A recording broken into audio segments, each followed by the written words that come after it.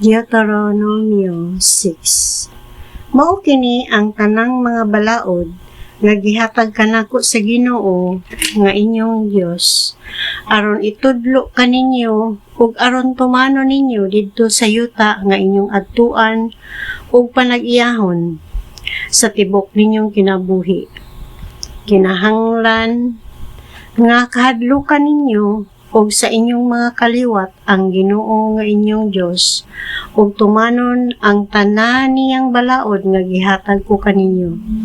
Kung buhaton ninyo kini, makabaton kamog taas nga kinabuhi, busa pamati, katawahan sa Israel, ug tumana gayud ninyo kini aron kamo magmauswagon ug mudaghan pag-ayo didto sa tambok ug tabunok nga yuta sumala sa gisaad sa Ginoo nga Dios sa inyong katigulangan.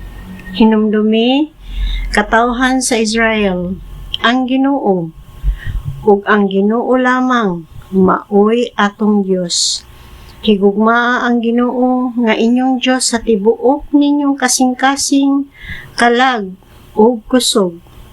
Ayaw ninyo kalimti kining mga balaod nga gihatag ko kaninyo karon.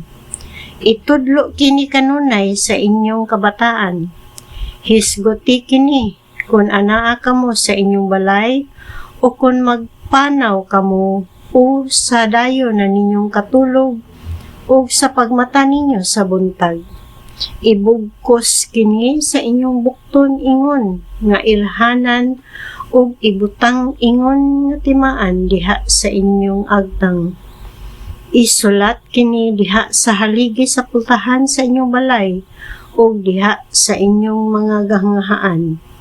Dad-on kamo sa Ginoo nga inyong Dios ngadto sa yuta nga gisaad niya sa inyong katigulangan, kang Abraham, kang Isaac ug kang Jacob. Ihatag niya kaninyo kining dapit nga daghag maanlindot nga syudad nga dili kamoy nagbuhat. Ang mga kabalayan mapuno sa mga maayong butang nga dili inyong hiniaguan. Mga atabay nga dili kamoy nagkalot. Mga parasan ug kaulibuhan nga dili inyong tinanom. Pangaon o pagpakabusog kamo. Apan ayaw gayud ninyo hikalimti ang Ginoo nga maoy nagkuha kaninyo gikan sa Ehipto diin naulipon kamo. Kadluki ang Ginoo nga inyong Dios ug siya lamang ang alagari ug panumpa kamo pinaagi sa iyang ngalan. Ayaw ninyo simbaha ang mga Diyos sa ubang mga nasod libot kaninyo. Kay igihan ang Ginoo nga inyong Dios nga nag-uban kaninyo. Kung himuon ninyo kini, masuko siya kaninyo ug puuhon kamo niya. Ayaw ninyo sulayi ang Ginoo nga inyong Dios sama sa inyong gihimo didto sa masa.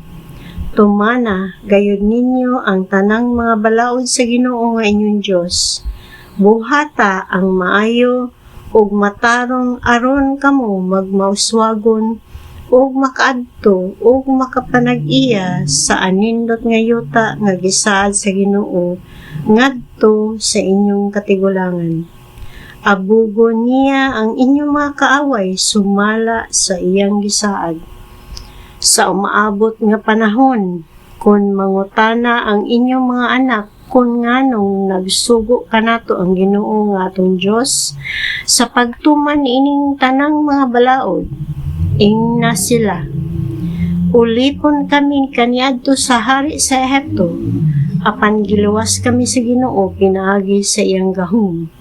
Naghimo ang Ginoo og mga makalilisang nga buhat og mga milagro aron pagsilot sa Ehipto ug naalaot pag-ayo ang hari ug ang iyang katawhan.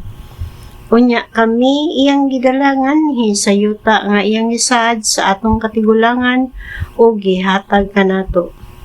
Ang Ginoo nga atong Dios nagsugo kanamo sa pagtuman ni ining tanang balaod ug nga kahadlukan namo siya aron mabulahan kami ug buhion pa niya ingon sa iyang gibuhat karon, ug matarong alang kanato kung tuman gayud nato ang tanang sugo sa Ginoo nga atong Dios.